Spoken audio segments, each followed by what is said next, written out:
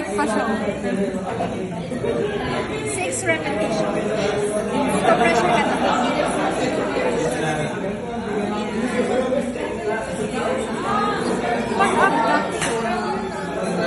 Magandang yun. Hindi ba siya? Pagagano naman siya. Pagano naman ako. Oo.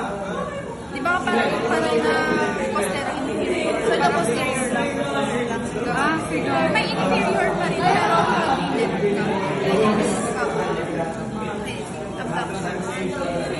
Medyo inferior.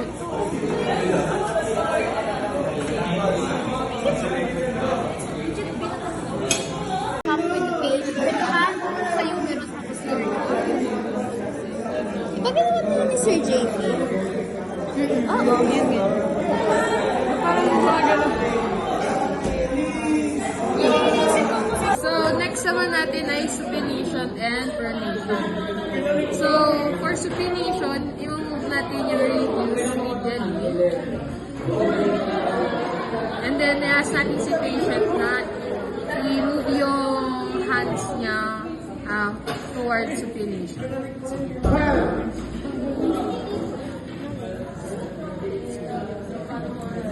Okay. Balik.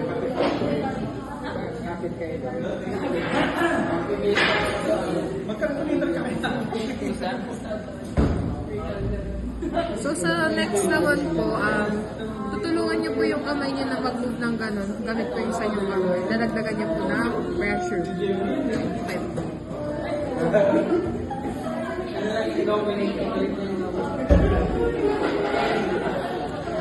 So, for this part, ito yung sa may Meridian for wrist flexion extension. So, yung stabilization natin nasa ulna. Tapos yung anterior line natin sa distal region. So, ayan. And then, ask the patient to flex extend yung wrist. Okay? Pa-flex extend po. Dahan-dahan lang.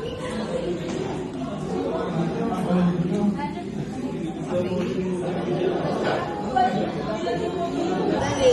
Ang atake niya, kung magagano lang, Paharap. pag ano ka, pag ano, so punta sa akin. Oo. Ayan. Hawak dito, punta sa akin. Ay, Upper pala. ayan. Kinakayanin mo yung Sakit? sulat.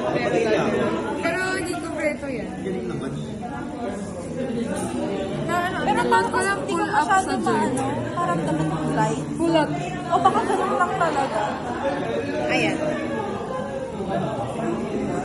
Parang unang Next po. Next po. 4, 5,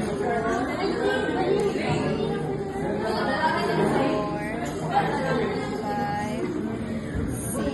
Okay po. Sa susunod naman po, lalagyan niyo lang po ng pressure pa po. So, once na-flex niyo po yung finger niyo po, gamitin niyo po isang kamay para i-further flex po natin po ganyan. Okay po. Ayan po, sige. matagal naman. Yung mga per bottle, mga 5. 3. For the tibiofemoral lateral glide, the patient will be positioned in prone, and the melt would be applied around the proximal tibiofemoral joint. The TB should also support underneath the knee. So, I will apply a lateral glide and ask the patient to bend. Pabend mo ng konti lang. So, this will be done actively.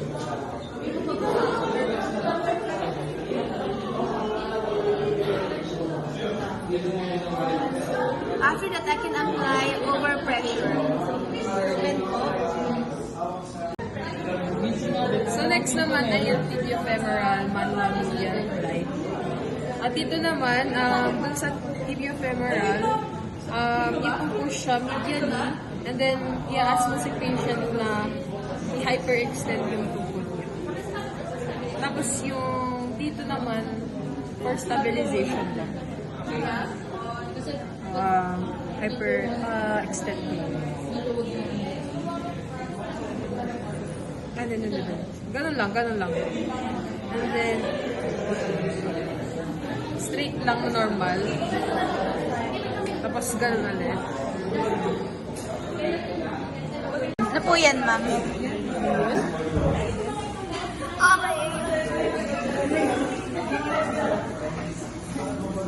Tama ba? Fibular head?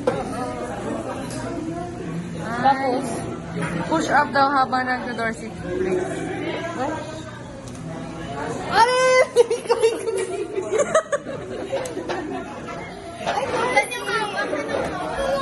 palpate the head of fibula. Ito pala yung sa head of fibula head.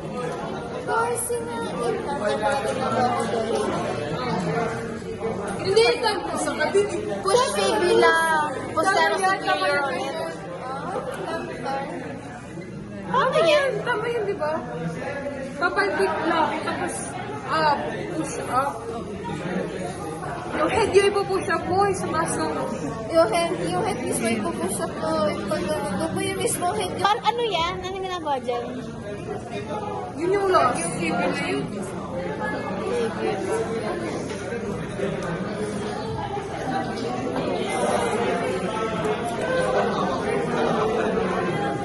Wala namang report ng PT. Explain you! Real video daw. Wala, pero nagpa-for. Ay, dapat. Hala! Oh, PT Claire. PT Claire, explain. We have kilay here. Ipapalpate daw yung fibular head, tapos push up. And then, Okay. si patient mag-dorsiflex habang nakapress sa fibular head. Okay. Yes. Additional lang. Bali po ma'am, ang gagawin niyo lang po, i-depend niyo lang po yung tuhod yung pupunta po sa akin. Ay, on my signal po, okay. Today, my legs po. Aray po! Diba? Sabi nga sa sakit yun. Okay, go. Hindi yung camera mo ba, no? Ito. Ay, balik po. Okay, flex po. Huwag na mag-beg yung face. Huwag ako may towel. Kunyari yan na, kasi sakit na. Tama na. Sulat ko. Hindi na sakit siya dito, sa likod. Gusto mo galing-galing yung bari. Yung relocator.